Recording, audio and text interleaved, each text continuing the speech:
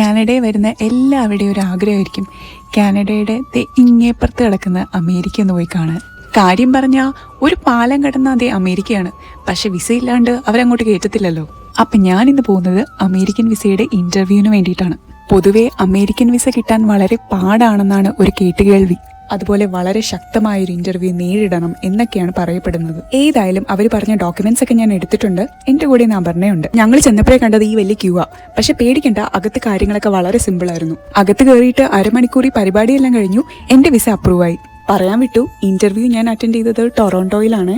പിന്നെ ഞങ്ങൾ ഡൗൺ ടൗണിലെ തന്നെ ഒരു സൗത്ത് ഇന്ത്യൻ റെസ്റ്റോറൻറ്റിൽ കയറി. രാവിലെ വീട്ടിൽ നിന്ന് ഇറങ്ങിയതല്ലേ, ഒന്നും കഴിച്ചിട്ടില്ല. ഇന്ദ്രപ്രസ്ഥ ഇന്ത്യൻ കിച്ചൺ എന്നാണ് റെസ്റ്റോറൻറ്റിന്റെ പേര്. പറയാതിരിക്കാൻ പറ്റത്തില്ല, ഇവിടെ നല്ല ഫുഡും നല്ല സർവീസും ആയിരുന്നു. അപ്പൊ സമയം കളയാതെ കാനഡയിൽ PR-ലും വർക്ക് വിസയിലും അതുപോലെ തന്നെ സ്റ്റുഡൻഷിപ്പിലും നിൽക്കുന്നവർ അമേരിക്കൻ വിസയ്ക്ക് അപ്ലൈ ചെയ്യാൻ നോക്കണം കേട്ടോ. അപ്പോൾ ഓക്കെ, ബൈ.